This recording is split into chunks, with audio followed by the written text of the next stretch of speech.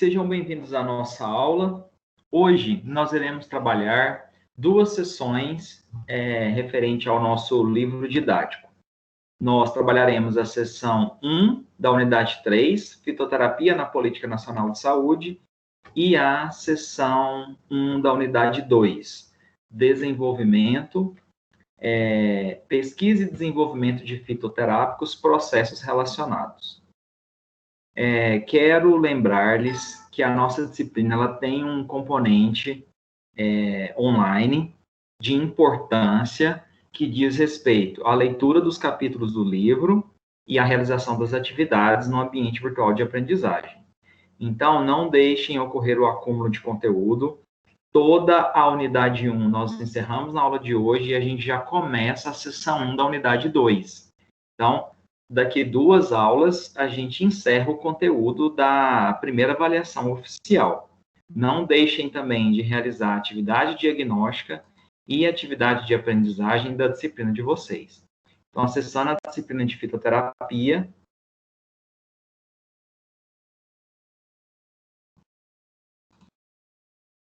na seção de cada unidade, você encontra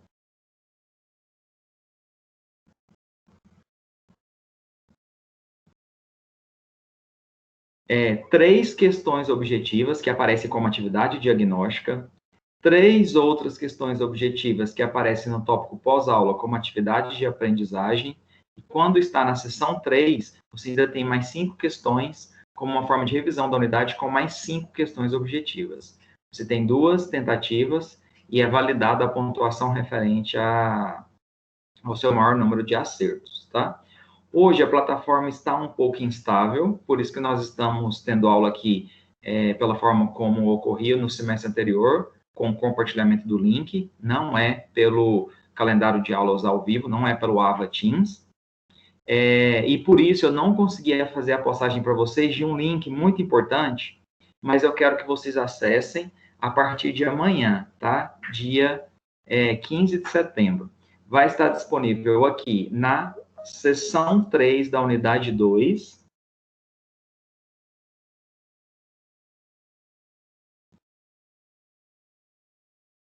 Na seção 3 da unidade 2, no tópico aula, eu vou postar um link referente a um formulário do Google, tá? Esse formulário do Google é semelhante às avaliações que vocês fizeram no semestre anterior. Vocês vão ter acesso a um formulário, né, um questionário, que vai pedir seu e-mail, nome completo, CPF, turno, período, e a partir do preenchimento dessas informações, isso te conduz para a realização de algumas questões. São 10 questões objetivas, cada uma valendo 100 pontos. Então,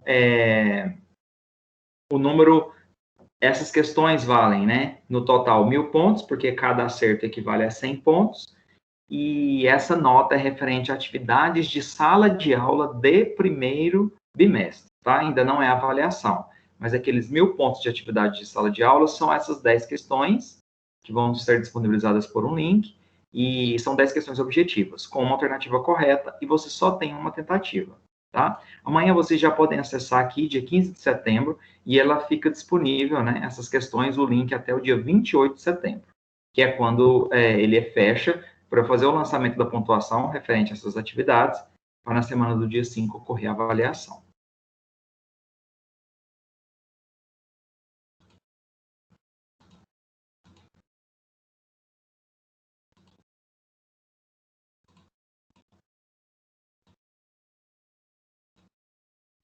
Stephanie, boa noite. Você consegue me ouvir?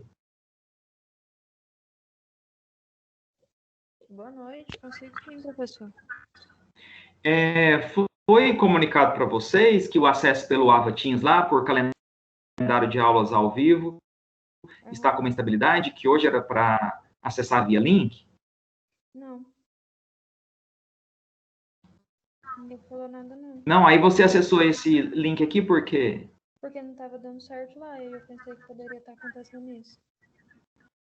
Ah, tá, mas não foi, vocês não foram comunicados? Não, eu não fui, pelo menos. Mas é porque Você faz parte de algum grupo do seu período, ou você... o meu período ele tá pegando fitoterapia com o senhor, mas acho que é na sexta-feira. Ah, tá.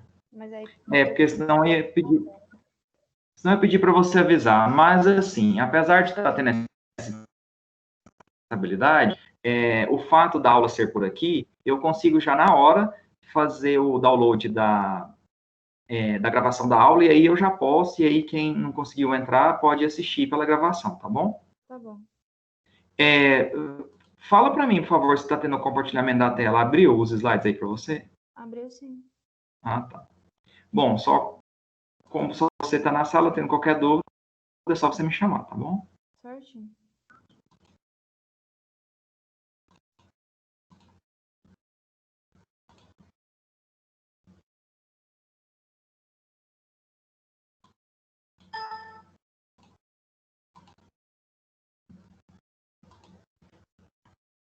Então, essa primeira parte da aula nossa de hoje é a respeito da seção 3 da unidade 1, em que a gente fala da inserção da fitoterapia na política nacional de saúde. Após a Segunda Guerra Mundial, com a Revolução Industrial, houve um grande avanço no que diz respeito às questões econômicas, à busca desenfreada pelo lucro, o desenvolvimento da química pura e aplicada, e dos processos industriais de um modo geral. Entretanto, esse avanço científico, econômico, tecnológico, não permitiu o acesso, não permitiu a universalização do acesso aos serviços de saúde, a atendimento médico hospitalar. O que é que a Organização Mundial de Saúde observou? Que, paralelamente a esse avanço científico, tecnológico, ao desenvolvimento econômico, ao advento da indústria, isso não estava, principalmente nos países em desenvolvimento, permitindo acesso a serviços de saúde e contribuindo para a atenção primária à saúde. Inclusive, nessa época, os fitoterápicos tiveram uma diminuição em relação ao uso ou em relação à credibilidade ou procura, porque o pensamento que ficou imbuído na população com esse desenvolvimento industrial foi que medicamento seguro e eficaz era aquele sintetizado em laboratório com um mecanismo de ação bem estabelecido, ou seja, os medicamentos químicos. Porque os fitoterápicos, por serem constituídos por extratos, a gente só consegue produzi-los a partir do cultivo ou da coleta da espécie medicinal. Então, com isso, os fitoterápicos vieram a ter uma queda em relação ao seu desenvolvimento e à busca e inovação em relação ao uso de plantas medicinais para o desenvolvimento de medicamentos. Só que essa carência em relação à atenção primária à saúde, evidenciada por esse grande avanço tecnológico, industrial e a busca pelo lucro proveniente da Revolução Industrial, fez com que a Organização Mundial de Saúde, principalmente a partir da década de 70, buscasse imbuir ou motivar a busca pelo uso da medicina tradicional e da medicina complementar alternativa para suprir essa carência de atenção primária à saúde. Com isso, então, a OMS criou uma série de diretrizes visando incentivar a inserção da medicina tradicional e complementar alternativa nos sistemas oficiais de saúde para ampliar o acesso à assistência farmacêutica e atenção básica. Bom, aí, no contexto do nosso país, aqui no Brasil, para atender às demandas da Organização Mundial de Saúde e da própria população brasileira, e também para atender à necessidade de normatização de práticas já existentes nas redes de saúde públicas, estaduais e municipais, o Ministério da Saúde aprovou uma política. Essa política, ela foi aprovada em 2006 e ela inseriu no SUS, nas políticas públicas de saúde, práticas complementares alternativas, como a medicina tradicional chinesa, representada principalmente pela acupuntura, inseriu a homeopatia, a crenoterapia ou termalismo, que é o uso de águas termais, de fontes termais, né, em tratamento de enfermidades, e o de maior importância para a nossa disciplina, inseriu as plantas medicinais e a fitoterapia no SUS. Eu indago, que política aprovada pelo Ministério da Saúde foi essa e por meio de qual portaria?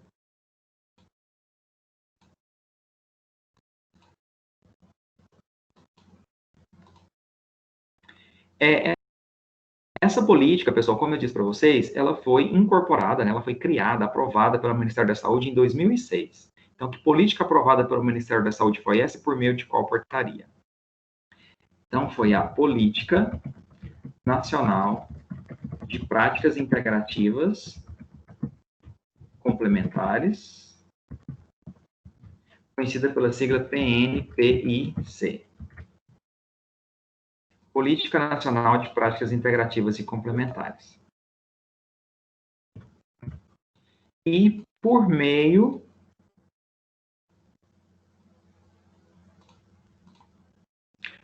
de qual portaria? Então, foi a portaria número 971, de 3 de maio de 2006.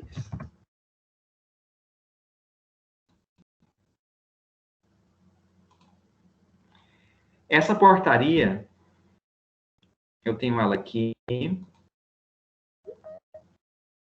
portaria número 971, de 3 de maio de 2006, que aprova a Política Nacional de Práticas Integrativas e Complementares no Sistema Único de Saúde, ou seja, a sua inserção ou a inserção dessas práticas complementares alternativas no Sistema Único de Saúde, ou seja, nas políticas públicas de saúde aqui no Brasil.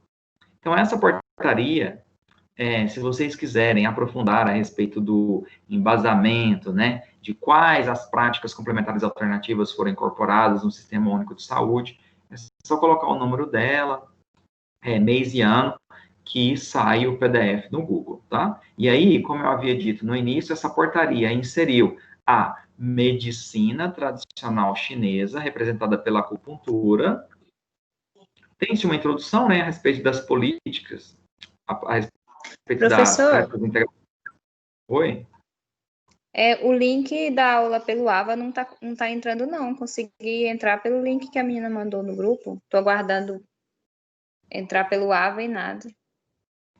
Então, eu achei que vocês haviam sido comunicados. Hoje, o AVA está com uma instabilidade. Nem os professores estão conseguindo acessar por lá. Aí pediu que a gente desse aula pelo link, né, gerado manualmente, que foi criado na primeira semana de aula. Aí eu pensei que vocês tinham recebido esse comunicado. Nem eu consigo acessar por lá. Não, recebi. Eu não recebi, não, professor. Eu estava aguardando entrar, achei que já estava atrasada a aula. Aí, se você tiver algum grupo e quiser enviar esse recado, por favor, mas de toda forma, a gravação de aulas lá está também com um certo probleminha, né? Mas por aqui eu consigo baixar logo após a finalização da aula e vou postar a gravação para quem não conseguiu entrar, tá bom?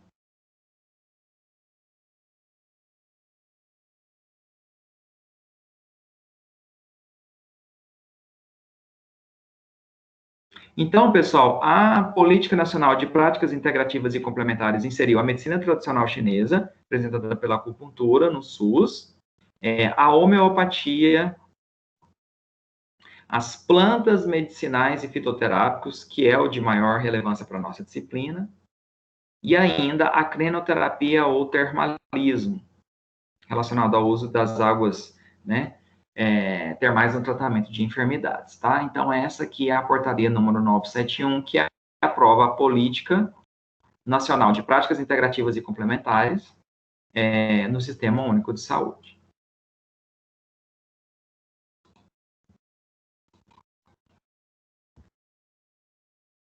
No mesmo ano, porque nós acabamos de ver que ela foi instituída em 3 de maio de 2006. No mesmo ano, aí já especificamente no contexto da fitoterapia, porque assim, a Política Nacional de Práticas Integrativas e Complementares inseriu diferentes áreas da medicina complementar alternativa nas políticas públicas de saúde. Homeopatia, acupuntura, termalismo, fitoterapia. E aí, a partir daí, foram necessários desdobramentos para permitir que cada uma dessas áreas fossem efetivamente inseridas no Sistema Único de Saúde e trabalhadas para, voltadas com o objetivo de atenção primária à saúde. Aí, no contexto da fitoterapia, um mês depois da Política Nacional de Práticas Integrativas e Complementares, ou seja, em junho de 2006, por meio de um decreto, decreto 5.813, foi criada a Política Nacional de Plantas Medicinais e Fitoterápicos, de 22 de junho de 2006. Bom, aí eu já tenho um eixo, um recorte, né, de todas as áreas que foram incorporadas pela Política Nacional de Saúde, aí voltada especificamente para a fitoterapia. Então, a Política Nacional de Plantas Medicinais e Fitoterápicos, ela foi criada com o objetivo de permitir o uso seguro e racional de plantas medicinais e fitoterápicos, com a busca, né, o incentivo do desenvolvimento da indústria nacional e de toda a cadeia produtiva relacionada às plantas medicinais, com o uso sustentável e respeito à biodiversidade. Essa política visava o acesso à população de plantas medicinais, espécies vegetais com propriedades terapêuticas, com segurança e eficácia, por meio de uma assistência farmacêutica efetiva. 2 anos depois, por uma portaria, foi criado o Programa Nacional de Plantas Medicinais e Fitoterápicos. Essa portaria interministerial, número 2.960, de 9 de dezembro de 2008, veio garantir que a Política Nacional de Plantas Medicinais e Fitoterápicos, criada 2 anos ou antes, fosse efetivamente inserida nas políticas públicas de saúde, no âmbito do SUS, do Sistema Único de Saúde, visando, né, o uso seguro e racional de plantas medicinais e com as atribuições a nível das esferas do governo federal, estadual e municipal, quais seriam as atribuições de cada uma dessas esferas para que realmente as unidades básicas de saúde utilizassem a fitoterapia como atenção primária à saúde.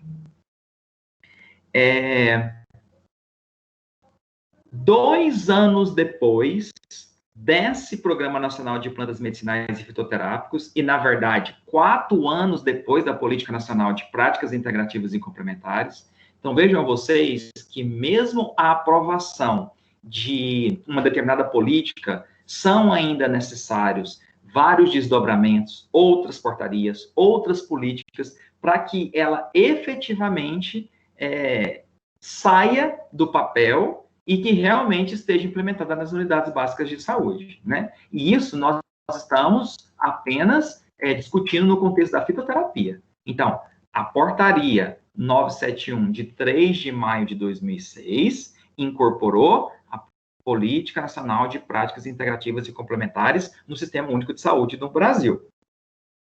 Incorporando, né? Implementando no SUS a medicina tradicional chinesa, representada pela acupuntura, a homeopatia, o termalismo, a cremoterapia e as plantas medicinais e a fitoterapia.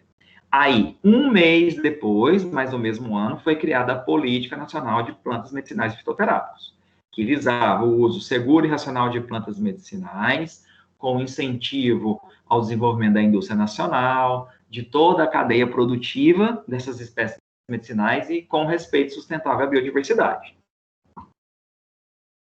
Aí, 2 anos depois, foi criado o Programa Nacional de Plantas Medicinais e Fitoterápicos, com a atribuição do papel do governo a nível das esferas federal, estadual e municipal, determinando quais as responsabilidades de cada uma dessas esferas para que a fitoterapia realmente para que a Política Nacional de Práticas Integrativas e Complementares realmente viesse a ser trabalhada nas unidades básicas de saúde e visando o uso seguro e racional de fitoterápicos com vistas à atenção primária à saúde. Mas, ainda assim, o Ministério da Saúde observou a necessidade de que se tivesse um local para que se tivesse um estabelecimento de maneira concreta nas unidades básicas de saúde para que a política e o Programa Nacional de Plantas Medicinais e Fitoterápicos viessem efetivamente a ser trabalhados com atenção primária à saúde e que os usuários tivessem acesso à fitoterapia. Aí veio uma portaria, número 20, de 2010, que criou, estabeleceu as farmácias vivas, tá? Responsável pela realização de todas as etapas preconizadas pela Política Nacional de Assistência Farmacêutica, desde o cultivo e a coleta de plantas medicinais até a manipulação e dispensação de preparações magistrais e farmacopeicas de plantas medicinais e fitoterápicos. Então, foram necessários 4 anos, desde a Política Nacional de Práticas Integrativas e Complementares e a Política de Plantas, e a Política Nacional, né, de Plantas Medicinais e Fitoterápicos, para que eu realmente viesse a ter um estabelecimento nas unidades básicas de saúde, aonde essa política, onde a fitoterapia, permitindo o acesso à população de espécies medicinais de uso seguro e efetivo, viesse a ser implementado, né? Que foi o caso das farmácias vivas.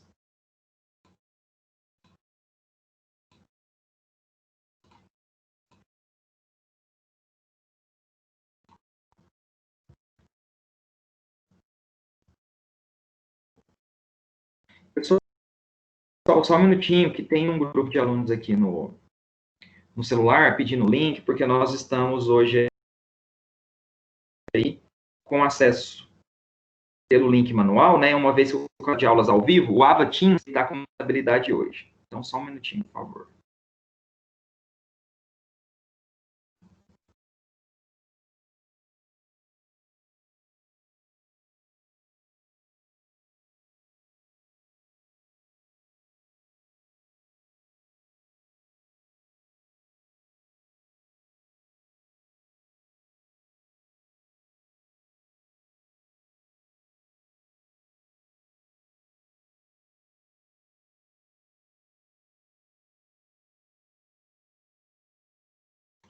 Pronto.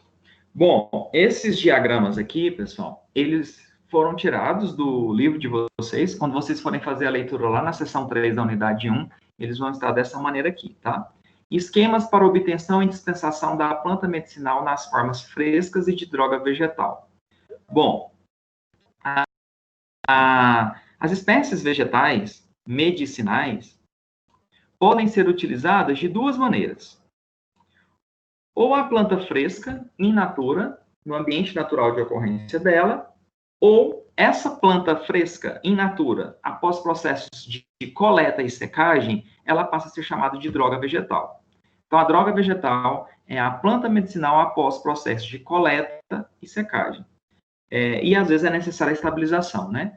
Lá da farmacognosia, a importância dessa secagem para que a planta medicinal vire droga vegetal é a retirada de água, né, dessa planta fresca, para diminuir o volume da droga e também para facilitar a sua conservação, porque a água propicia a proliferação de bactéria e fungo e também o desdobramento dos princípios ativos por enzimas, tá?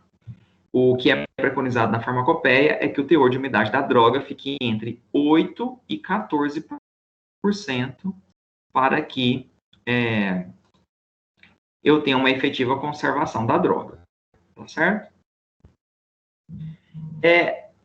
A planta medicinal fresca, ela pode ser disponibilizada para o paciente? Ela pode ser disponibilizada da maneira que ela é cultivada ou coletada no ambiente natural de ocorrência dela e já assim ser disponibilizada para o paciente? Pode, tá? De que forma? Ou por meio de hortos, em convênio, né, com a Secretaria de Saúde, ou pela própria farmácia viva, a partir de uma espécie cultivada ali.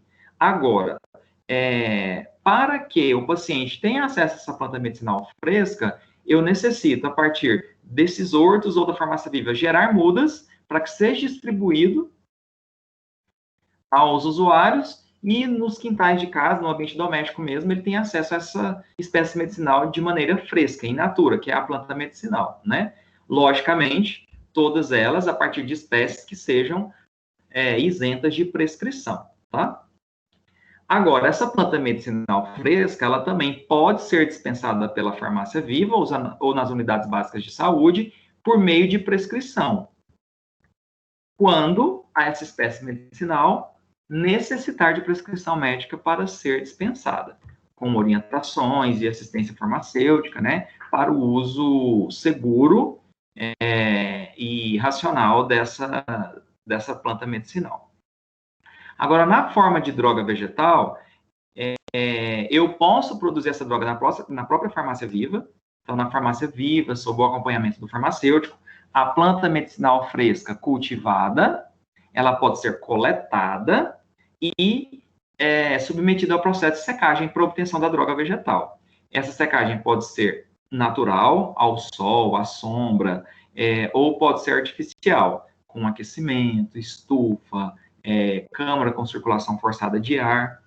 Ou, se eu necessitar de uma droga vegetal de uma espécie que não é cultivada lá no ambiente da farmácia viva, eu posso obter essa droga a partir de um fornecedor qualificado, né? Professor, tenta aceitar a Solange aí, ver se está aparecendo aí, que a gente estava tendo dificuldade.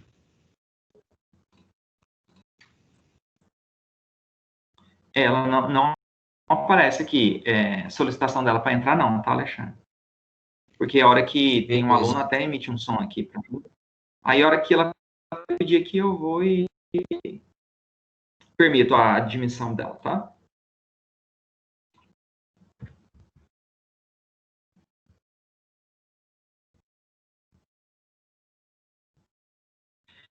Essa droga vegetal, ela, para chegar até o usuário, até o paciente, ela pode ser dispensada pela própria farmácia viva ou na unidade básica de saúde, mas aí necessariamente sobre prescrição médica, tá?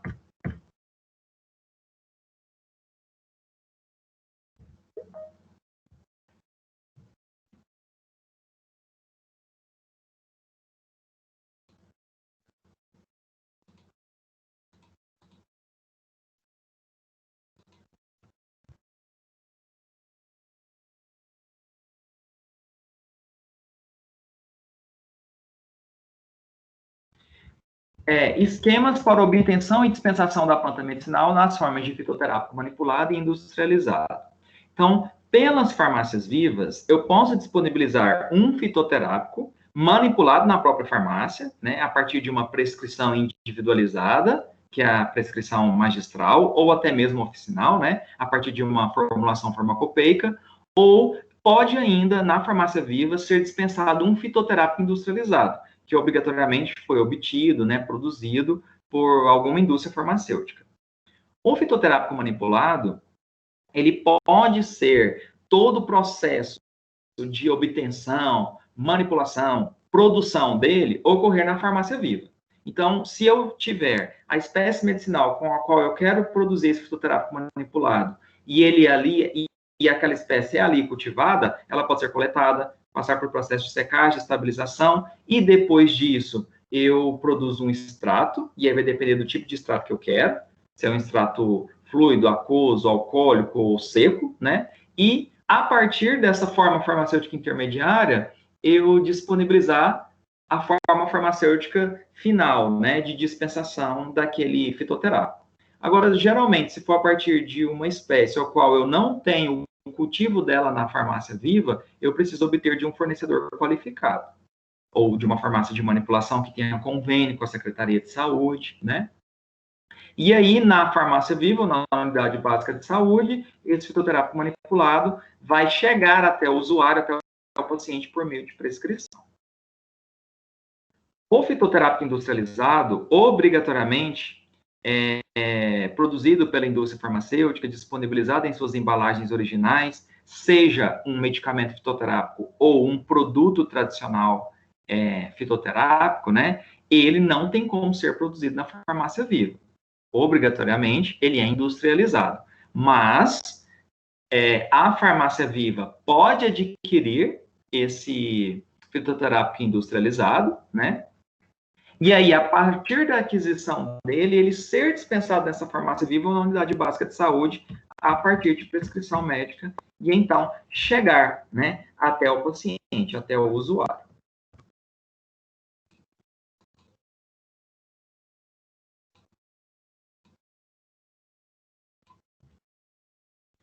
Bom, pessoal, a partir do que nós discutimos nessa parte inicial da aula, eu coloco a seguinte situação, problema para vocês. Gustavo, um farmacêutico, presta assistência farmacêutica na farmácia viva no âmbito do SUS. Uma pessoa apresentando sintomas como mal-estar, tosse ou obstrução nasal, chega a essa farmácia viva e solicita ao farmacêutico, Gustavo, a indicação de um medicamento. Eu te pergunto, Gustavo pode dispensar-lhe uma planta medicinal e ou fitoterápica? Em caso afirmativo, dê exemplos. Se você achar que ele pode, quais plantas, né? Dê exemplos, 1, 2 plantas que eu poderia indicar para abarcar esses sintomas. E qual a resolução do Conselho Federal de Farmácia regulamenta a indicação farmacêutica de plantas medicinais e fitoterápicos isentos de prescrição? E aí, pessoal, alguém fez leitura dessa seção 3 da unidade 1, ou pelos conhecimentos mesmo que se tem, né, ao longo do curso, ou pela sua experiência profissional também? Conseguiria responder essas indagações aqui? Volta o slide, professor, para a gente ver.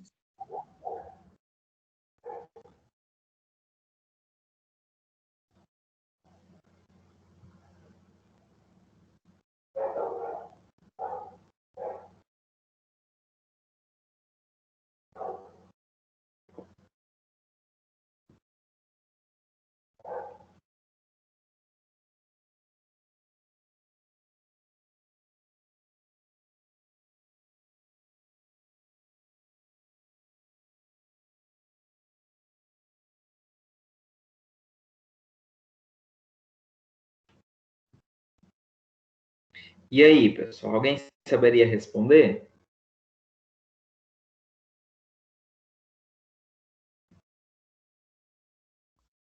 Bom, professor, eu sei responder em partes.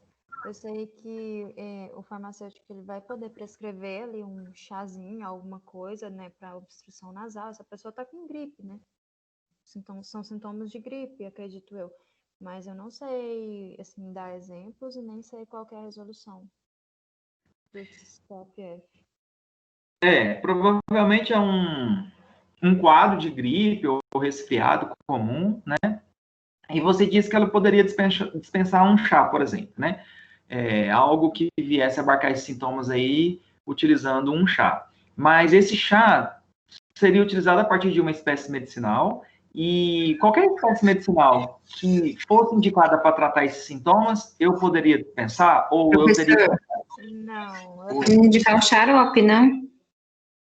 eu acredito que só medicamentos que não são, assim, que não precisa de receita controlada, né? Medicamentos isentos de prescrição. Isso, não é nem do receituário controlado, são espécies medicinais, né, plantas que possam ser dispensadas, porque Professor, elas são isentas de prescrição. professor, Oi. eu vou reiniciar o modem da minha internet aqui, vou sair, vou entrar de novo, tá bom? Só para ver se melhora aqui para mim. Tá, e aparecendo na sua solicitação, eu permito a entrada Beleza. aqui, tá bom? Bom, pessoal, então vamos em partes. Gustavo pode dispensar-lhe uma planta medicinal e fitoterápico? Vamos responder aqui.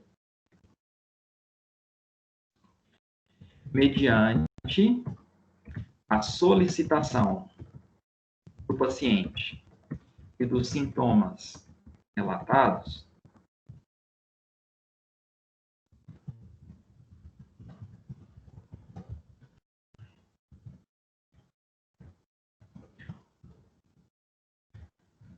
o farmacêutico Gustavo pode dispensar-lhe uma planta medicinal ou fitoterápico. Então, foi dito aí também para a nossa colega, professor, vai dispensar um xarope, tá? Se for uma planta para o preparo de um chá, é a planta medicinal. Ou pode ser um fitoterápico também, né? Na forma de um xarope. Mas desde que a planta medicinal, ou, no caso fitoterápico, a matéria-prima vegetal com a qual ele é produzido, seja a partir de uma espécie isenta de prescrição.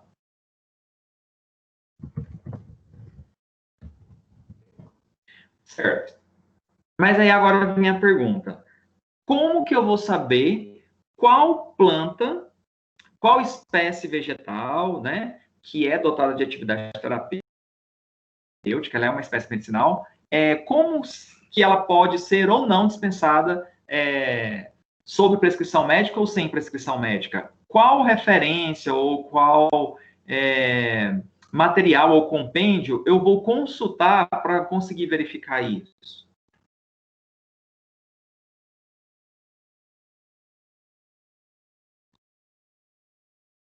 Os compêndios sociais da farmacopeia dão suporte para isso. A gente tem o formulário de fitoterápicos da farmacopeia brasileira, que baixa o PDF também do Google, sem problemas, tá? As espécies, né, medicinais de maior uso na medicina popular ou doméstica, algumas delas, né, estão elencadas aqui nesse formulário, com farmacógeno, ou seja, qual a parte da planta utilizada. Então, por exemplo, aqui, ó, Calêndula officinalis, né? A parte utilizada, as orientações para o preparo, advertências, indicações, modo de uso, tá? Nós temos o memento de fitoterápicos da farmacopeia brasileira, que já apresenta monografias de modo mais completo. Então, por exemplo, a primeira aqui. A primeira monografia que o memento de fitoterápicos da farmacopeia brasileira apresenta é da Cimicifuga racemosa, tá? É uma sinonímia do nome científico, ou Actea racemosa, tá? Essa planta fornece vários compostos terpenoides que são muito utilizados para sintomas do climatério, para menopausa.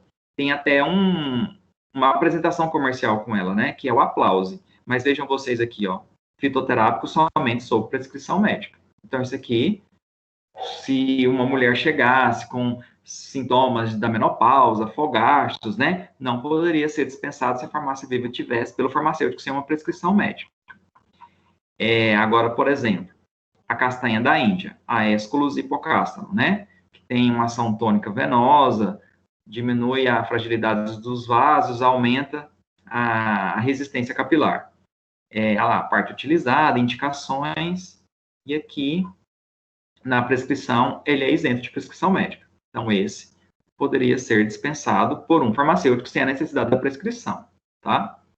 Então, esses compêndios oficiais, igual o memento, né, traz monografias de droga, com uma série de características relacionadas às suas indicações terapêuticas, né, as formas farmacêuticas em que ela apresenta estabilidade, a forma de prescrição, efeitos adversos, os fitoquímicos, né, as classes de metabólicos secundários que ela apresenta, quais as referências que nós temos na literatura dos ensaios pré-clínicos e clínicos, né, que comprovam cientificamente as suas propriedades terapêuticas, tá? E temos também aquela instrução normativa número 2, de maio de 2014, que a gente trabalhou na nossa última aula, né, que foi a aula antes do feriado, que traz a lista de medicamentos fitoterápicos de registro simplificado e a lista de produtos tradicionais fitoterápicos de registro simplificado. Porque naquela aula a gente falou da diferença de registro simplificado, notificação, né? E olha lá, de novo, traz as espécies medicinais e aqui, ó, se é ou não venda sob prescrição médica. Aqui também, nessa instrução normativa número 2 de 2014, igual lá no memento, né? Traz a castanha da Índia, ó, a Aesculus hipocastano, venda sem prescrição médica. Allium sativum, venda sem prescrição médica. Uva ursi, venda sob prescrição médica. Centela asiática, venda sem prescrição médica. E aí, sucessivamente, tá? Minha sugestão para os sintomas apresentados pelo paciente seria... Professor, o Alexandre está pedindo para você aceitar ele.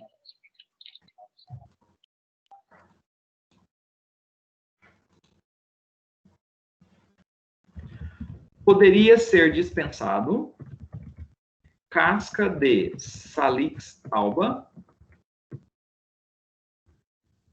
para preparo por decocção. Então, pessoal, o Salix alba é o salgueiro branco, tá? Da casca dele é que se extrai a salicina, que por um processo de semissíntese é obtido em laboratório o ácido acetilsalicílico, que é utilizado, né, para sintomas de gripe, resfriado, então é anti-inflamatório, antipirético e anti-inflamatório, antipirético e analgésico também, né? Se você buscar aqui na Instrução Normativa número 2, de maio de 2014, e aqui elas aparecem em ordem alfabética, ó, aqui está na letra E. Vamos ver aqui o Salix alba.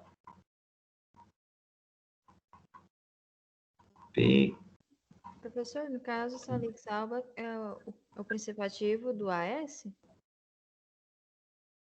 Não, já te falo, tá? Não é, não. Aqui, ó, Salix alba, venda sem prescrição médica. Então, por isso que o farmacêutico lá poderia dispensar. E ele é antitérmico, anti-inflamatório e analgésico. Salix alba, respondendo a sua pergunta, é o nome científico da planta a partir do qual se extrai uma substância, um princípio ativo, que é a salicina.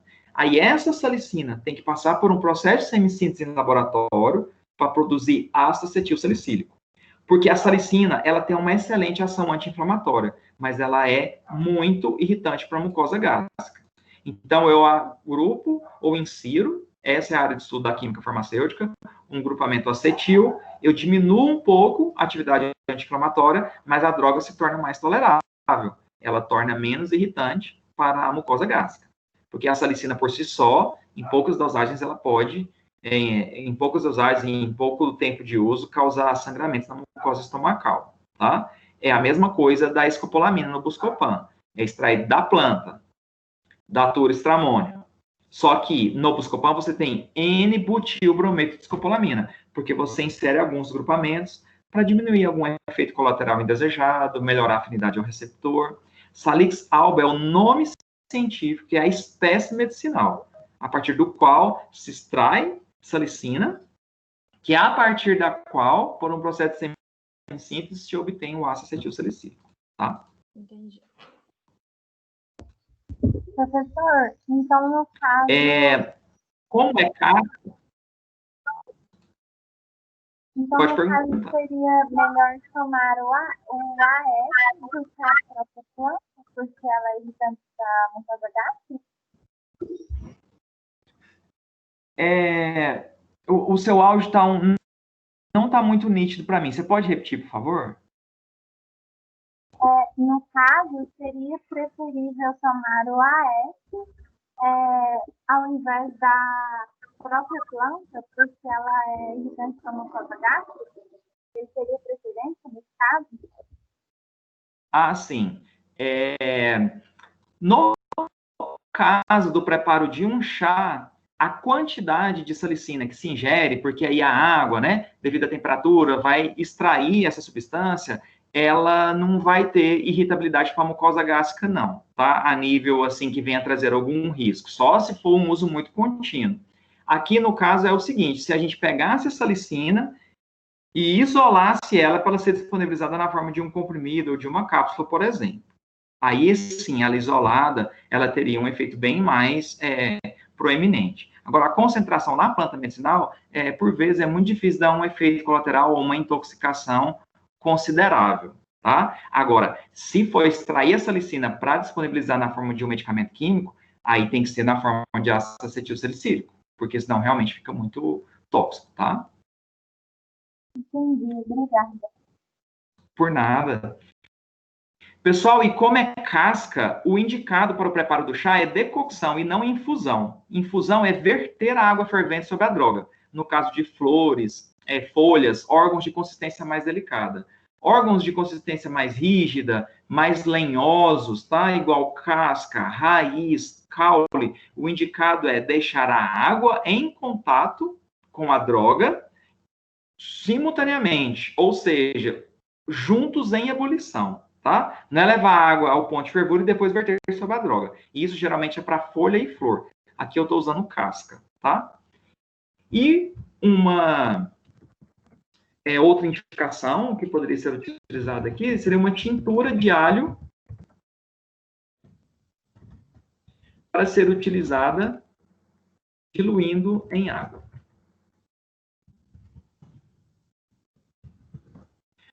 Porque se você for aqui na instrução normativa número 2, né, de 2 de maio de 2014, letra A. Aqui, ó, Allium sativum. Allium sativum, se você for aqui, a venda também é sem prescrição médica, tá? No memento, deixa eu ver se tem o alho. Vamos lá nas monografias. No sumário. Aqui, monografias. Allium sativum, página 24. Se a gente for lá,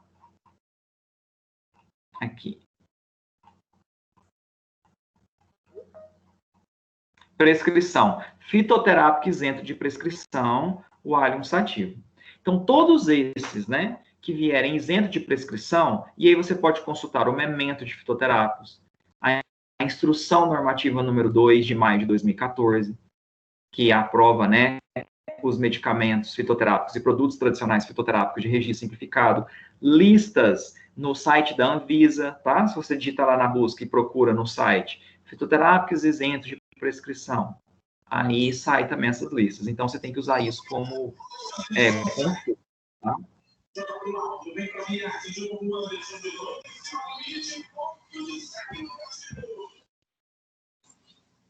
E aí vem a segunda indagação.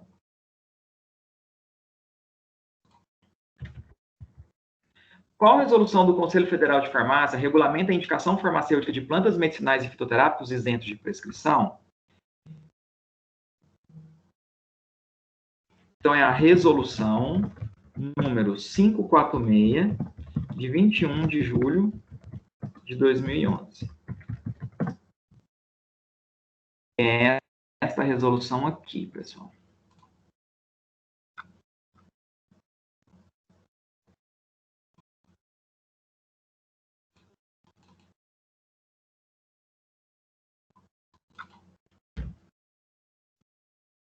Então, o Conselho Federal de Farmácia, em 2011, no dia 21 de julho, elaborou essa resolução, né, 546, de 21 de julho de 2011, que dispõe sobre a indicação farmacêutica de plantas medicinais e fitoterápicos isentos de prescrição e o seu registro. Aqui,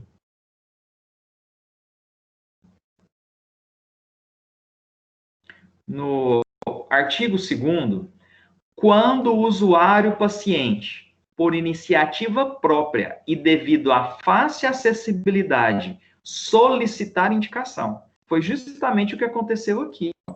Uma pessoa apresentando sintomas como mal-estar, tosse e obstrução nasal, chega à farmácia Viva e solicita ao farmacêutico a indicação de um medicamento. Então, olha aqui que a resolução diz. Quando o usuário ou paciente, por iniciativa própria e devido à fácil acessibilidade, solicitar indicação em face de sinais e sintomas apresentados, que no nosso exemplo é mal-estar, obstrução nasal e tosse, o farmacêutico poderá encaminhá-lo a outro profissional de saúde.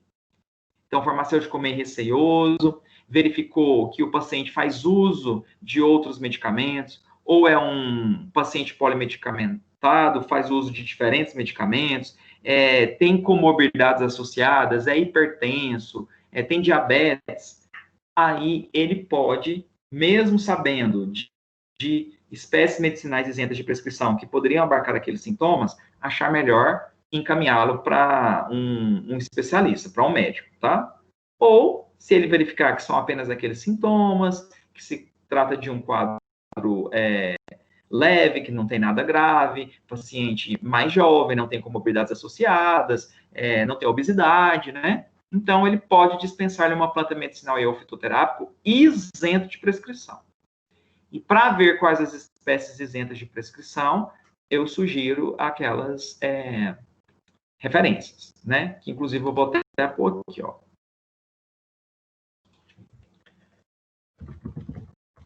Para consulta das espécies, para consulta dos fitoterápicos isentos de prescrição,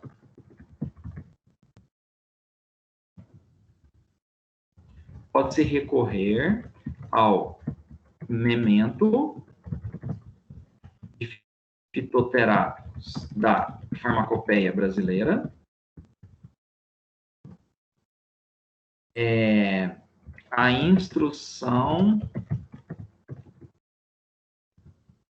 normativa número 2 de maio de 2014, ou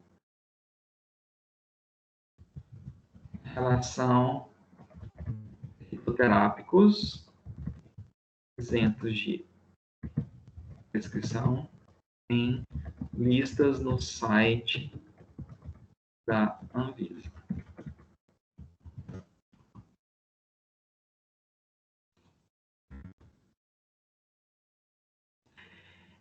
Uma outra coisa importante que essa resolução traz e que eu quero destacar é o seguinte. Então, olha lá. Primeiro, mediante a solicitação do paciente, se o farmacêutico julgar, pelo bom senso, pela sua experiência profissional, a possibilidade de forma segura de dispensar uma espécie medicinal, ou um fitoterápico, uma planta medicinal, ela tem que ser isenta de prescrição.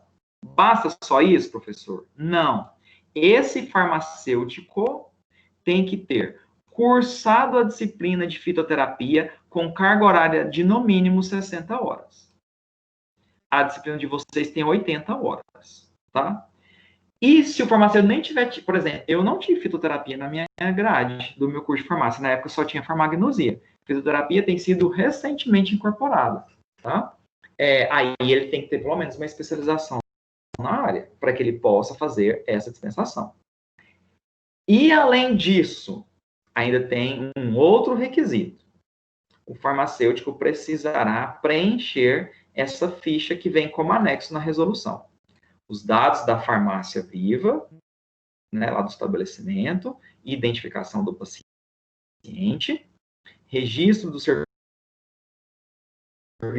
marca X, por exemplo, se ele aferiu a pressão, temperatura, se ele realizou qualquer outro tipo de serviço farmacêutico, mas não pode ficar sem marcar a indicação de plantas medicinais e ou fitoterápicos isentos de prescrição. E aí, aqui ele tem que anotar. O paciente chegou até a farmácia viva, relatando tais e tais sintomas, por ser um paciente que apresentou níveis pressóricos normais, aí se você aferiu, você coloca o valor. O paciente afirmou não fazer o uso de outras medicações de uso contínuo, foi dispensado tal espécie medicinal com indicação de uso mediante o seguinte modo de preparo, muito bem relatado, porque isso aqui é o que vai te respaldar se acontecer alguma coisa com esse paciente e ele alegar que foi em virtude da planta que você dispensou para ele, tá? Em 2 vias, carimba, assina, local e data, uma fica com o paciente e a outra fica no arquivo da farmácia, tá?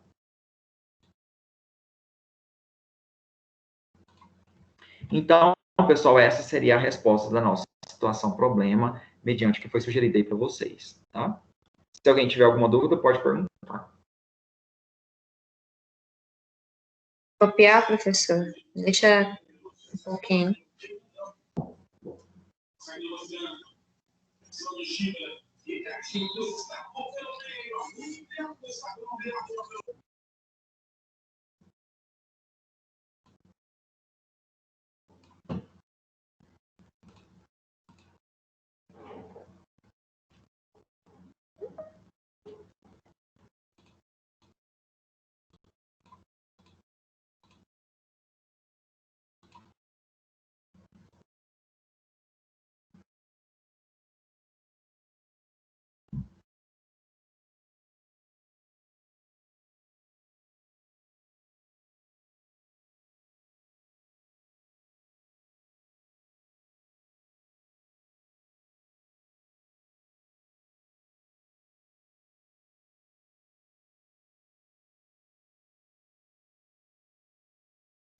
Pronto, pessoal. Essa aula de hoje, como o link foi gerado manualmente, assim que ela termina, eu já consigo baixar a aula. E aí eu vou postá-la, tá? A gravação dela. Aí, a hora que vocês reverem lá, se não tiver dado tempo de copiar, vocês dão um pauzinho e copia direitinho, tá bom? Pra gente dar continuidade à nossa aula. Tá bom.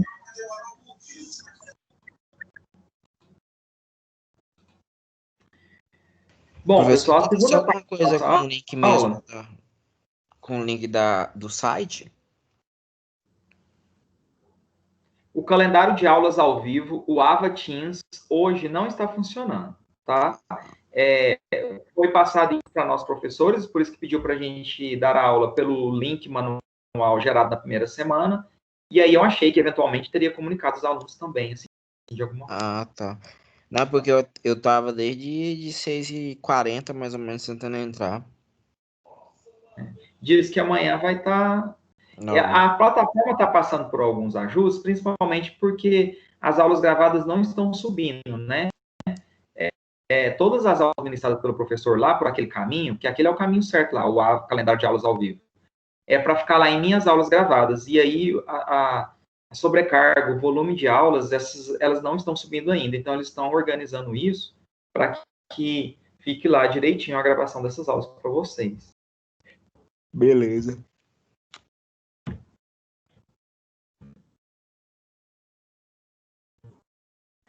Bom, pessoal, essa sessão 1 da unidade 2, tá? Que com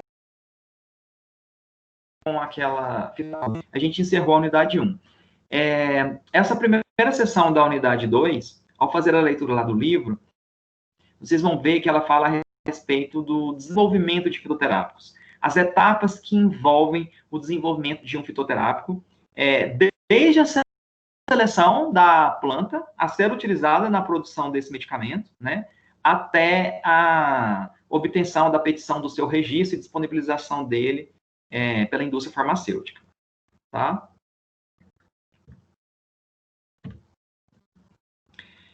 Então, pessoal, o mercado brasileiro de fitoterápicos vem mudando aos poucos e é cada vez mais notável a presença de iniciativas em pesquisa e desenvolvimento com plantas nativas.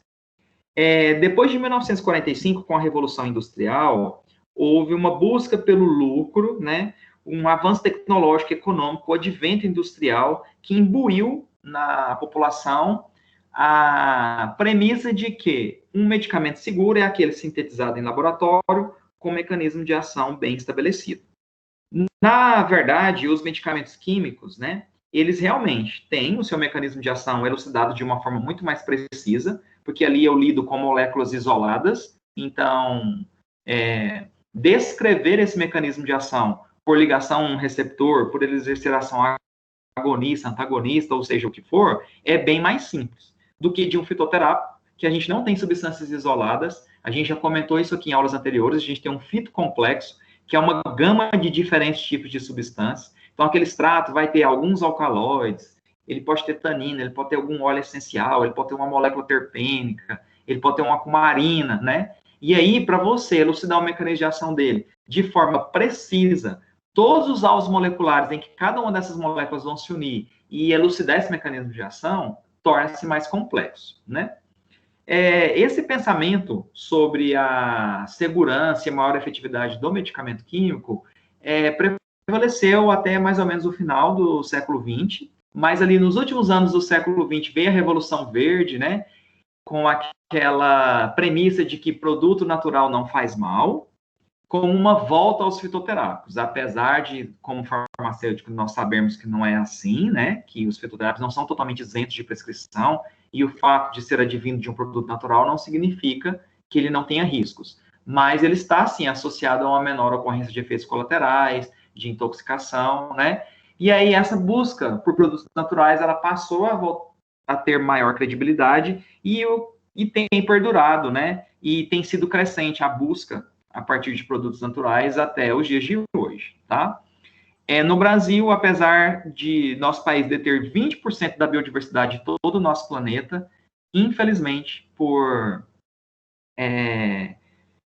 baixos investimentos, né, em relação à pesquisa científica, a gente explora muito pouco o potencial dessa grande biodiversidade, inclusive aqui do nosso bioma, né, do nosso estado, que é o Cerrado. Mas a floresta amazônica tem um arsenal de substâncias, assim, com potencial terapêutico imenso. Na maioria das vezes, são coletadas as espécies aqui, elas são testadas, são feitos testes de atividade biológica com extratos a partir dessas espécies, as moléculas são isoladas, se produz o medicamento, e aí ele é patenteado e retorna para nós com um preço bem mais elevado, né? E, além disso, a maior parte dos fitoterápicos desenvolvidos no Brasil são de espécies exóticas, ou seja, não são nativas daqui. Hoje, em média, a gente tem, assim, pelas indústrias farmacêuticas, a disponibilização de 500 medicamentos fitoterápicos produzidos aqui no Brasil, tá? 2 deles, só citando como exemplo, o Acheflan, com a Cordia verbenaceae, que é a erva baleeira, que é um excelente anti-inflamatório, de uso externo, né, tópico, que tem uma história interessante. O dono, o empresário, dono do laboratório Axê, estava jogando tênis no litoral paulista, ele sofreu uma contusão, moradores locais fizeram um preparo lá a partir dessa planta, que era de ocorrência no local, e ele teve uma rápida e efetiva recuperação, tá? E aí, o laboratório, em parceria com a Universidade Federal de Santa Catarina, liberou o medicamento produzido com o extrato da erva baleeira, Cordia verbenaceae, com o nome comercial de Acheflan, tá? Tem um também com a menta crispa, que é o Giamebil, de uso oral na forma de xarope, utilizado para o tratamento de giardia, tá? Bom, pessoal, o desenvolvimento de um fitoterápico envolve inúmeras etapas. O caminho desde a planta até os seus constituintes químicos e a sua produção na forma de um medicamento inclui várias etapas. O processo é longo, envolve vários anos, né? Essas etapas de validação ou os estudos vêm a garantir que o medicamento tenha segurança e eficácia. E a primeira etapa, né, dentro desse estudo de validação, é a seleção da espécie com a qual eu irei trabalhar. A seleção da planta, né? A gente já falou isso aqui em farmacognosia, já falou no primeiro dia de aula da disciplina de fitoterapia, que a abordagem mais indicada para a seleção de uma espécie com a qual eu quero produzir um medicamento devido às suas propriedades terapêuticas, devido à sua atividade farmacológica, é a etnofarmacologia ou abordagem etnodirigida, que é eu buscar a alegação do uso na medicina popular ou doméstica de uma determinada espécie em comunidades tradicionais, ribeirinhas, indígenas, porque esse é um processo de pré-triagem. Quando eu busco, e é isso que os laboratórios têm feito, pelo relato daquela comunidade do uso de uma determinada espécie, isso na pesquisa e desenvolvimento de fitoterápicos é uma pré-triagem, é um atalho, porque lá ele já vai ter o relato para que é que eles utilizam aquela planta, a forma de preparo, né? Já há uma indicação de que a planta não contém constituintes que possam vir a ser tóxicos, porque se é utilizado para aquela comunidade sem um relato de intoxicações ou risco até mesmo de morte, né, significa que ela tem constituintes que são seguros para a espécie humana.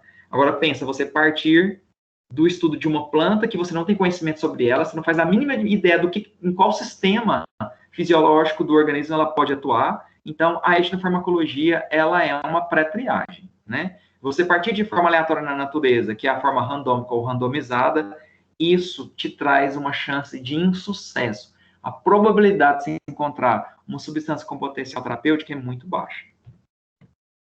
Depois da seleção da planta, eu tenho que fazer a coleta dela, né? Essa coleta, ela deve ocorrer com tesouras adequadas de poda, né? O podão. O instrumento de corte deve ser afiado. Devo evitar compressões violentas, injúrias, para permitir que a planta forme tecido cicatricial e haja regeneração do órgão, né? Então, eu devo evitar essas injúrias, essas compressões violentas, lesões profundas, tá? Toda espécie medicinal com a qual eu vou trabalhar, após a coleta dela, eu tenho que ter a deposição da espécie testemunha. Então, eu tenho que coletar um ramo caulinar da extremidade, ou um ramo terminal, com folha, flor, obrigatoriamente, e, se possível, com fruto, e produzir a essicata daquela espécie medicinal, como espécie testemunha, né? Essa essicata vai ter toda a classificação biológica da planta, as condições do local onde ela foi coletada, a data de coleta, o responsável pela coleta, as características do local onde ela foi coletada, e isso fica depositado em um herbário para eventuais consultas, né? Ao longo do processo de desenvolvimento fitoterápico, eu posso recorrer, né, à espécie testemunha ou a deposição da essicata para tirar qualquer dúvida em relação às características daquela planta.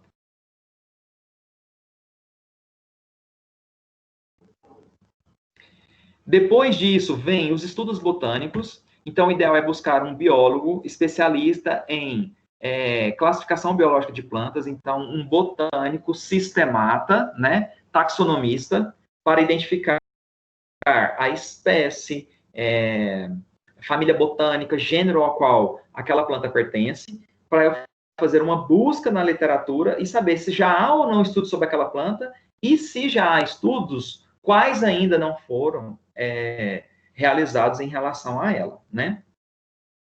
Feito isso, eu preciso determinar as condições de cultivo daquela planta, a domesticação daquela espécie para a produção, né, em grande escala, as condições de clima, de solo, macro e micronutrientes, qual a disponibilidade de água que aquela espécie necessita, mimetizar um ambiente natural de ocorrência dela, porque senão ela não produz os mesmos princípios ativos, ou não os produz na mesma quantidade. Então, eu tenho que realizar estudos agronômicos.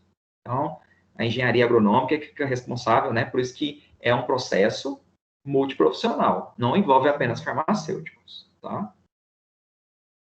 Vejam vocês quantas etapas, né? Isso aqui nós nem começamos a determinar ou corroborar, né, as propriedades terapêuticas da planta.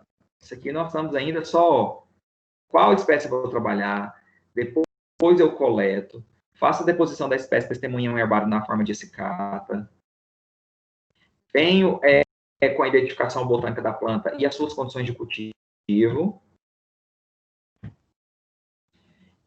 Eu trabalho não com a planta medicinal fresca, in natura, mas com a droga vegetal. E como que a planta medicinal fresca é convertida em uma droga vegetal? Após processo de coleta e secagem. Então, para que haja o armazenamento, né, e conservação da planta medicinal, ela precisa ser seca. A farmacopeia preconiza que o teor de umidade ideal é entre 8% e 14% apenas. 8 a 14, de 100 gramas de droga vegetal, no máximo, 14 gramas pode ser de água. Passou disso, pode haver proliferação de bactérias e fungos, contaminação microbiológica, o que vai interferir na sua estabilidade, né? E a degradação de princípios ativos por enzimas, por reações de hidrólise. As enzimas do próprio vegetal usam a água e degradam os princípios ativos por reações de hidrólise. Após secar essa planta, a gente já entra em processos farmacotécnicos de transformação com formas farmacêuticas intermediárias. O que significa isso? Ainda não é a forma farmacêutica final, de dispensação. São formas farmacêuticas intermediárias, a partir das quais eu produzo a aparência ou a apresentação final do medicamento, que é a sua forma farmacêutica de dispensação, tá? A forma farmacêutica final é aquela que você tem que associar a planta aos adjuvantes farmacêuticos, farmacotécnicos, veículos, recipientes, dependendo se a fórmula é sólida, semissólida ou líquida, para você ter a formulação final, que é o medicamento, porque o medicamento não é só o extrato da planta, não é só o princípio ativo, né? Bom, das formas farmacêuticas intermediárias, eu tenho a droga vegetal rasurada, isso não é a forma farmacêutica final, até que para um chá tudo bem, né? Mas para um fitoterápico industrializado, não. E essa droga vegetal rasurada pode ser um moinho, que permite a obtenção dela, ou ela pode ser picotada, rasgada, né? Se eu quiser divisões mais homogêneas e trabalhar com a droga pulverizada, né, ou seja, ela na forma de pó, eu tenho que passar ela por um moinho de facas, tá? A droga vegetal pulverizada é a forma mais indicada para a obtenção de extratos. Por quê? Porque na forma de pó eu aumento muito a superfície de contato do solvente extrator com a droga, tá? Por quê? Porque ela está com um diâmetro bastante reduzido.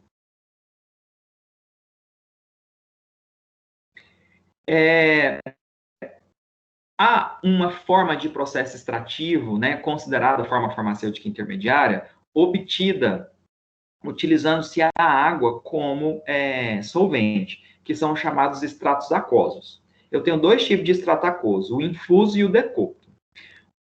A infusão é levar a água ao ponto de fervura, sozinha, separadamente.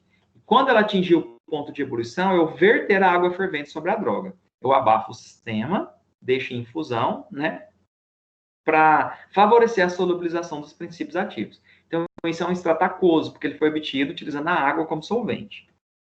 Decocção é quando eu levo droga e a água simultaneamente, juntas no mesmo recipiente, ao ponto de ebulição.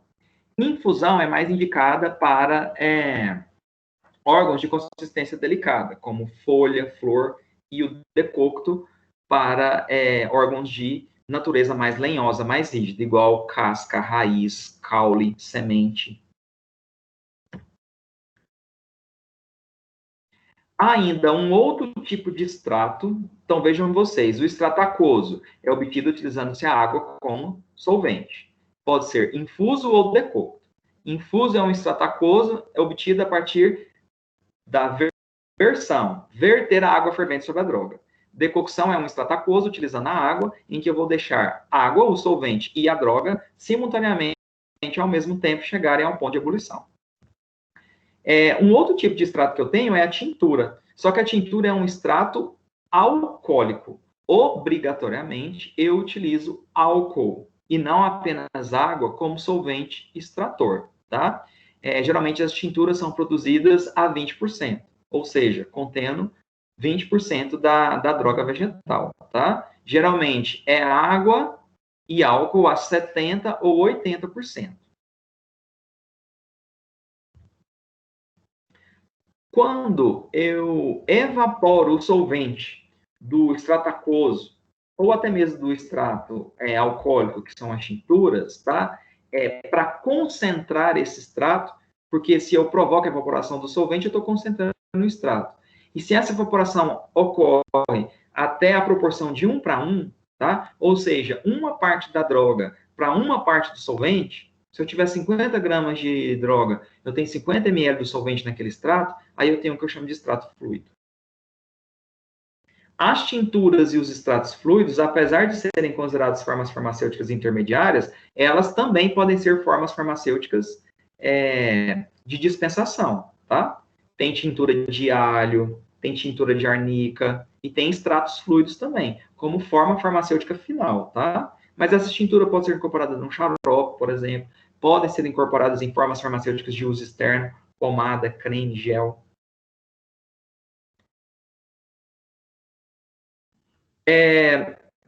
Então, nós temos, pessoal, vejam bem, extratos líquidos, em que não houve evaporação do solvente. O aquoso, infuso ou decocto, o alcoólico, que é a tintura, e o fluido, que apesar de ter evaporado parte do solvente para deixar o extrato mais concentrado, ele não foi totalmente evaporado, tá? O extrato fluido ele é concentrado, mas ele não é seco. Agora, nós temos o extrato seco, né? Porque o extrato aquoso, o fluido e a tintura não são extratos secos, são extratos líquidos. Eu tenho o extrato seco e o extrato seco padronizado. No extrato seco padronizado, eu tenho que ter uma padronização de determinados constituintes químicos da planta, que é o que a gente chama de marcador, tá? Por exemplo, o extrato seco padronizado de ginkgo biloba, ele tem lá uma concentração de gingobilina, lídeos, de lactonas terpênicas, tá? De constituintes químicos que são responsáveis principais pela atividade terapêutica da planta, tá? No extrato seco, eu só evaporo o solvente, não tem padronização de um marcador. O ideal é o uso do extrato seco padronizado. Então, geralmente, o extrato seco padronizado é usado para incorporar ou encerrar no interior de cápsula de gelatina, ou para passar pela máquina de compressão com uma série de recipientes e produzir um comprimido, tá? Geralmente, extrato seco, eu vou passar isso para vocês na próxima aula, eu mostro esse equipamento. Ele é obtido por spray dryer. É um equipamento que você coloca a droga vegetal em pó, depois que ela passou pelo moinho de facas, aí o equipamento faz tudo sozinho. Ele vai aspergir o solvente extrator, ali ele já evapora o solvente e você recolhe a planta já na forma do extrato seco, tá?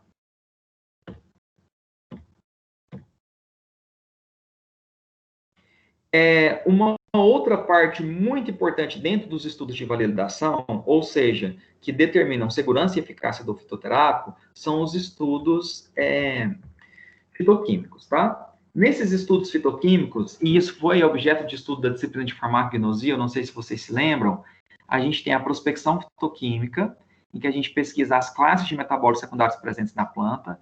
Então, aqui, ó, testes para determinar se ela tem alcaloide, se ela tem tanino, se ela tem flavonoide, se ela tem heterosídeo cardioativo, se ela tem cumarina, se ela tem antraquinonas, ou se ela tem óleos essenciais, se ela tem saponina, e assim sucessivamente, tá? Aqui também há técnicas de cromatografia para isolamento dos princípios ativos, espectroscopia para elucidar, né? Que a prospecção fitoquímica só fala se a planta tem alcaloide, tanino, flavonoide, heterosídeo cardioativo, saponina, cumarina, etc. Tá. Mas aí, qual alcaloide aquela planta tem? Aí eu tenho que isolar do extrato por cromatografia a molécula e elucidar a estrutura tridimensional dela por espectroscopia. Ressonância nuclear magnética, infravermelho, ou até mesmo a espectroscopia por luz UV, né?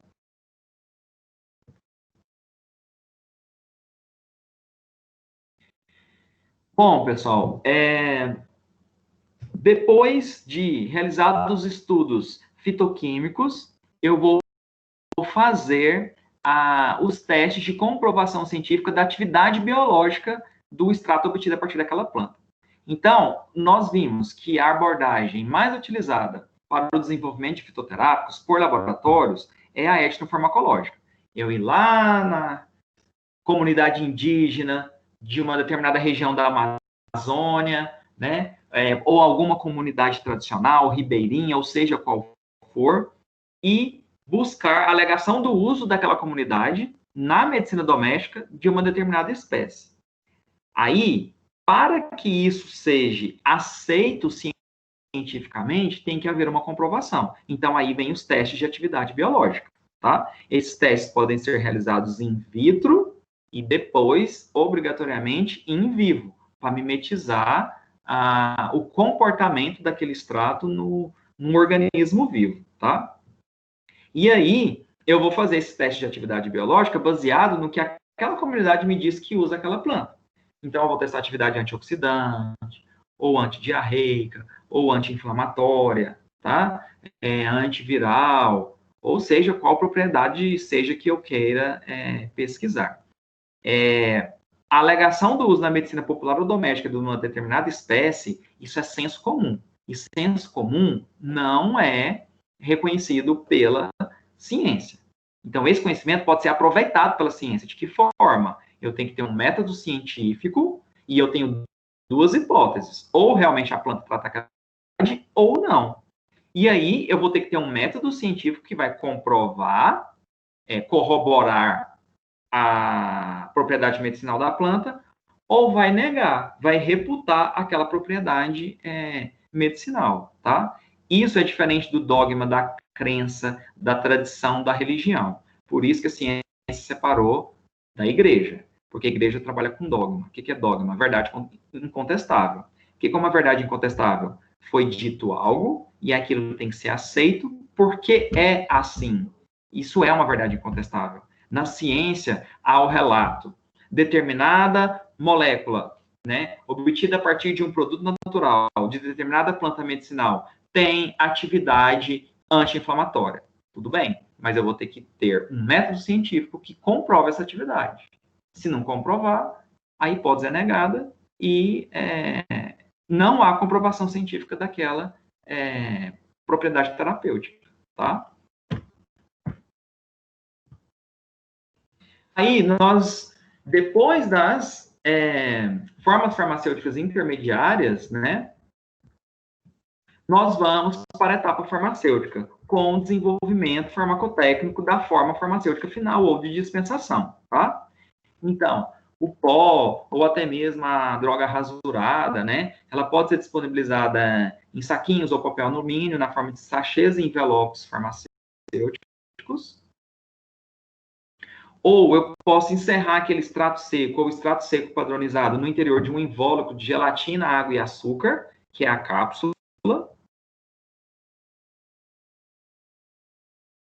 Industrialmente, eu posso pegar aquele extrato, associá-lo a uma série de recipientes do tipo aglutinantes, desintegrantes ou desagregantes, lubrificantes, submeter isso a uma máquina de compressão e produzir comprimido. Falei para vocês que a tintura e o extrato fluido, apesar de serem considerados formas farmacêuticas intermediárias, eu comentei isso com vocês nesse slide aqui, eles podem ser uma forma farmacêutica final de dispensação, tá? A tintura e o extrato fluido, principalmente para serem diluídos em água, ok? E é o que nós temos aqui como exemplo, tá? A tintura e o extrato fluido não como uma forma farmacêutica intermediária, já como uma forma farmacêutica final mesmo de dispensação, tá? Da cannabis sativa, né? O canabidiol para tratamento de ataques de epilepsia, né? E o hipérico perforato, o extrato fluido, que é a erva de São João para o tratamento da depressão leve a moderada.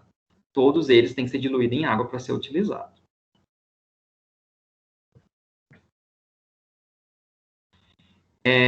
Ainda de uso interno, nós temos a incorporação, por exemplo, da tintura em um adjuvante, né? Um veículo contendo água e açúcar próximo da saturação, que é o xarope. Então, o xarope é água e açúcar. 1/3 de água, 2/3 de açúcar. É muito açúcar, né? Por isso que a gente fala água e açúcar próximo da saturação. Para mascarar sabor desagradável de fármacos, é uma forma farmacêutica muito requerida para a área pediátrica, né? Mas há também xaropes de uso adulto, né? Você incorporar até 10%, por exemplo, de uma tintura ou do extrato ali no xarope. Um extrato aquoso, pode ser um infuso, decocto ou a tintura, né?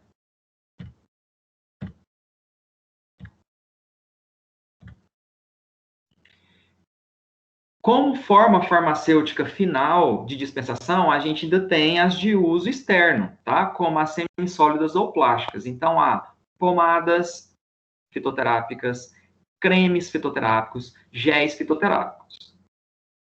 Para quem já fez a disciplina de tecnologia farmacêutica ou farmacotécnica, então você tem lá as bases de pomada, de vaselina, de lanolina, géis, sejam eles gel carbopol, o gel de carboximetilcelulose, o gel de hidroxietilcelulose, você tem diferentes agentes gelificantes, né? Ou os cremes, que geralmente são emulsões, tipo água em óleo ou óleo em água. Então, essas bases utilizadas lá pela tecnologia farmacêutica, você pode incorporar extratos aquosos, tinturas, extratos fluidos, na proporção de até 10%. Então, por exemplo, em 100 gramas dele, no máximo 10 ml do extrato, e incorpora, homogeniza, e você tem o quê? Uma pomada, um gel ou um creme fitoterápico, tá? Essas bases são, inclusive, utilizadas na homeopatia também. É só você preparar a base da pomada, do gel, do creme, mas aí você vai incorporar a dinamização homeopática, se torna uma pomada, um gel ou um creme homeopático, tá? A diferença é que a homeopatia não pode usar nem corante e nem essência, para não inativar o insumo ativo, porque a homeopatia é um embasamento de terapêutica totalmente diferenciado da alopatia, inclusive também da própria fitoterapia, né?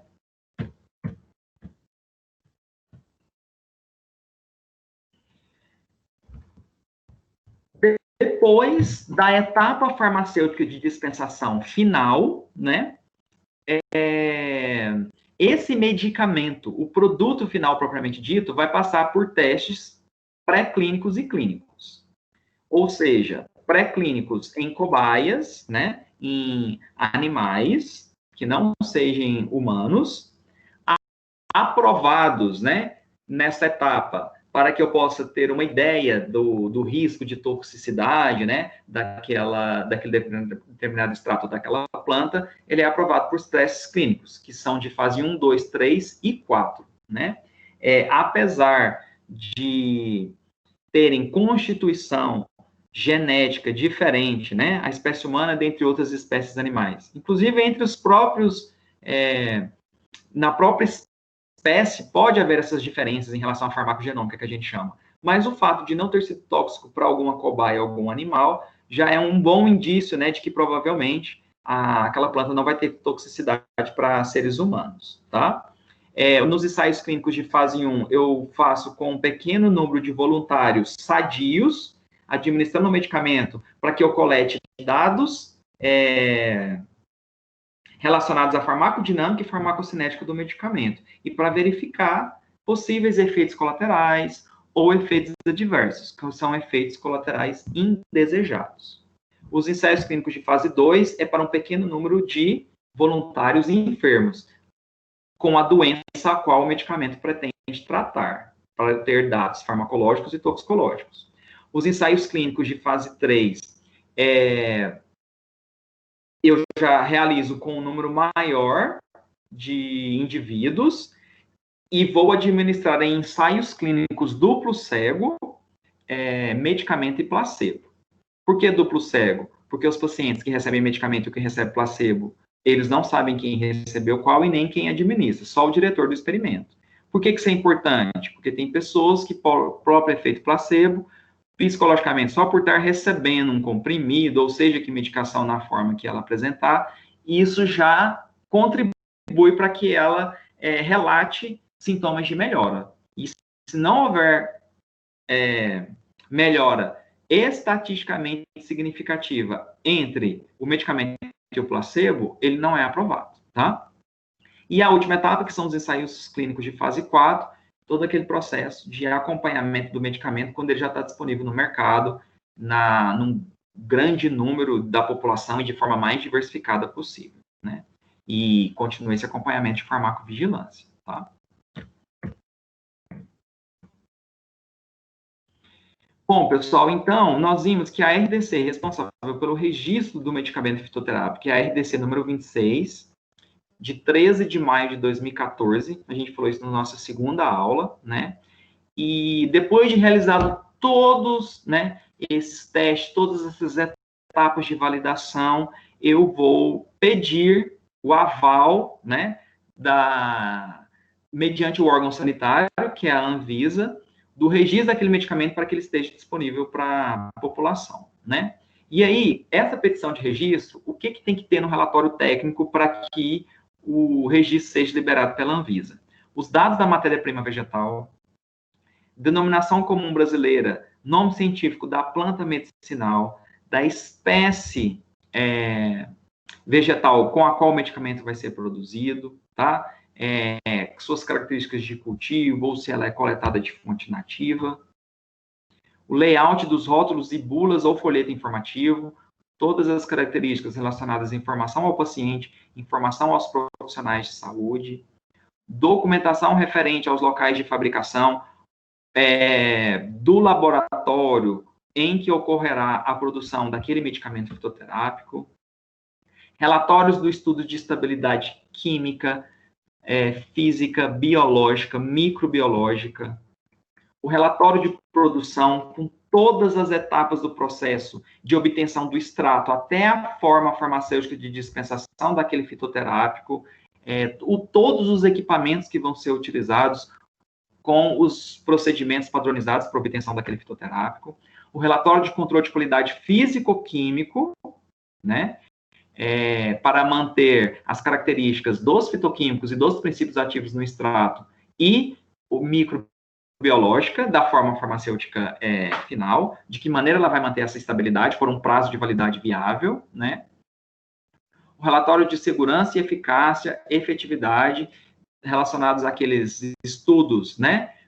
Clínicos, pré-clínicos, os testes de atividade biológica, descrição do sistema de farmacovigilância, como que aquele laboratório vai dispor, de que maneira ocorrerá o rastreamento do uso daquele medicamento quando ele estiver disponível na população e como que vai ser o acompanhamento da segurança e da eficácia e dos eventuais efeitos colaterais ou adversos que aquele medicamento possa apresentar. Como que o laboratório vai fazer o rastreio e o acompanhamento disso, tá? Esse aqui é o sistema de farmacovigilância.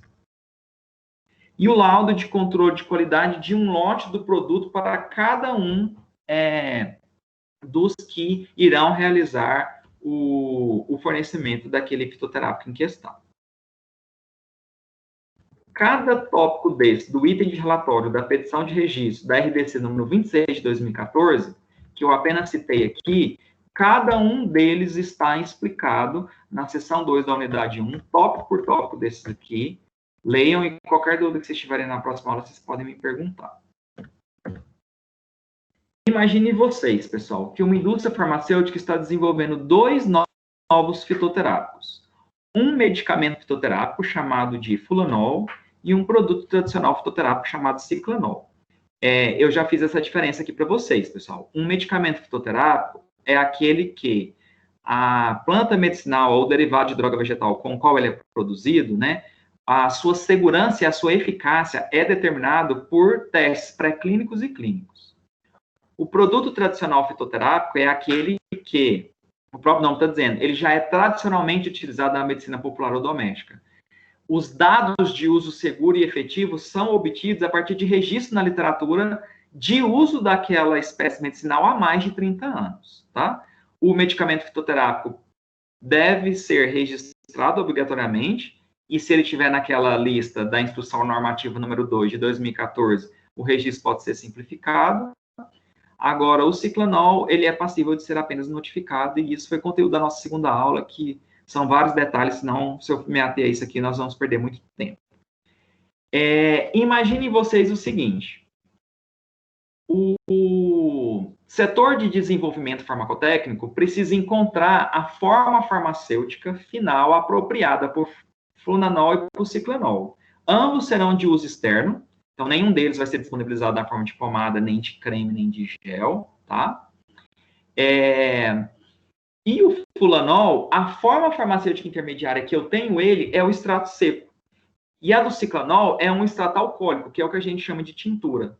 Então, eu pergunto para vocês, quais as opções de formas farmacêuticas que o setor de desenvolvimento farmacotécnico tem para o Fulanol e para o Ciclanol, respectivamente? A forma farmacêutica final ou de dispensação, né? Na verdade, eu vou botar aqui.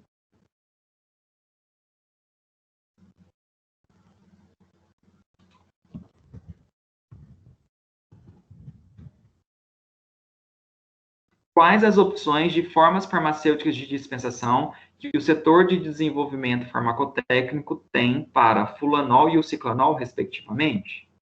E aí? O que vocês me sugerem? Você acha que o Fulanol, que a indústria tem ele na forma de extrato seco, poderia ser dispensado de que maneira? E o Ciclanol, que ela tem a tintura?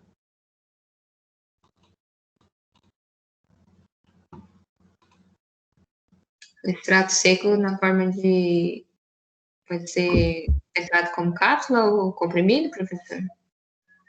Muito bem. O extrato seco pode ser disponibilizado na forma de cápsula, na forma de comprimido e ainda pode ser na forma daqueles sachês ou envelopes farmacêuticos. Mas o principal seria cápsula e comprimido. E a tintura? Lembrando que é de uso interno, né? Porque eu posso incorporar a tintura num creme, num gel, numa pomada, mas é de uso interno. Aqui no nosso exemplo. xarope, professor. Muito bem. A forma como eu poderia incorporar, né, a tintura para ser disponibilizada para uso interno seria o xarope, tá? Então, respondendo aqui.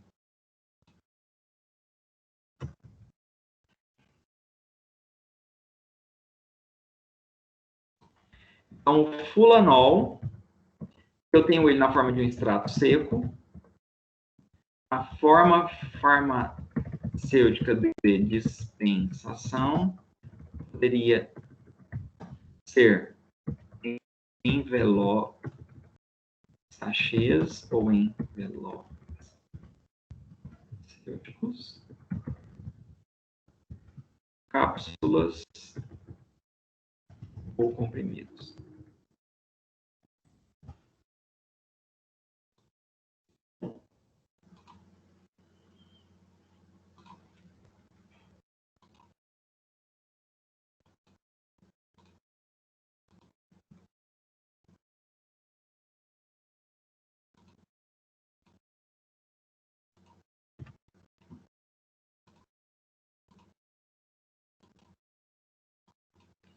Isso. E o ciclanol, que é na forma de tintura.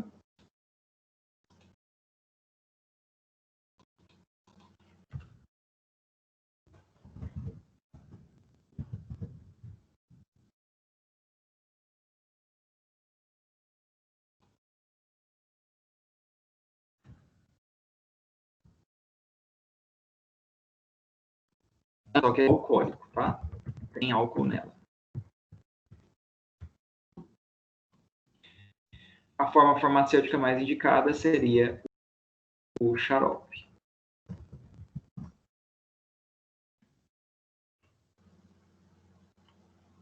E aí, pessoal, tudo bem? Tranquilo?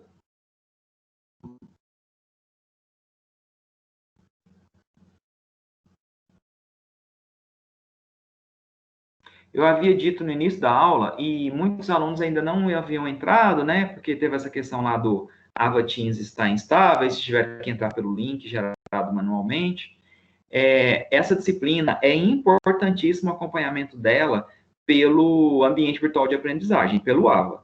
Pela leitura do livro, que aqui, na verdade, né, a gente trabalha as partes e os tópicos mais importantes, eu ilustro o que está redigido lá no texto, mas é muito importante fazer a leitura para que vocês tenham um entendimento do conteúdo e um embasamento, né, efetivo, realmente. E nós já encerramos hoje sessão 2 da unidade 1, sessão 1 da unidade 2 e toda a unidade 1. Então, sessão 1, 2 e 3 da unidade 1 está encerrada. Sessão 1 da unidade 2, encerrado. Só falta sessão 2 e 3 da unidade 2 para encerrar o conteúdo da primeira VA. Tá? Antes da semana de prova, que é do dia 5 ao dia 11 de outubro, eu vou elaborar uns exercícios e a gente vai discutir aqui em aula como forma de revisão, né? E além dessa nota de prova, que depois eu para vocês direitinho como que vai ser, a gente tem uma nota de atividades de sala de aula. E essas atividades de sala de aula somam, né, um total de 1.000 pontos. Como é que vai ser a nota dessa atividade de sala de aula? Amanhã, só não hoje, porque por causa dessa instabilidade do sistema, eu não consegui. Mas amanhã é certeza. Vocês vão acessar aqui a disciplina. Na sessão 3 da unidade 2, que é a última sessão dessa unidade que a gente está vendo, tá? Que unidade 3 e 4 é para a segunda VA. Então, na sessão 3 da unidade 2, aqui no tópico aula, vai estar o link de acesso à atividade de sala de aula. Que, igual aquelas avaliações do semestre passado, vai te conduzir para um formulário do Google, pedir seus dados pessoais, nome, sobrenome, e-mail, CPF, qual o seu turno, qual o seu período. E respondido isso, você é direcionado para umas questões.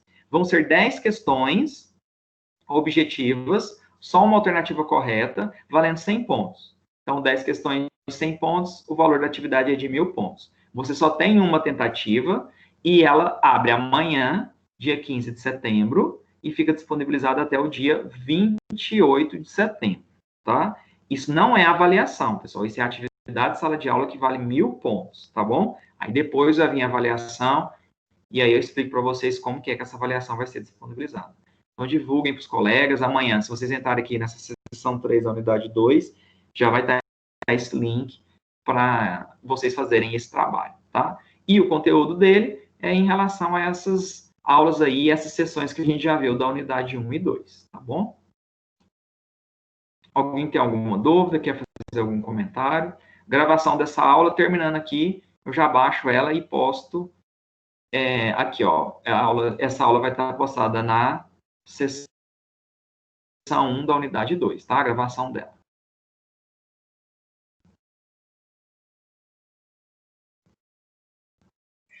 Terminou, professor?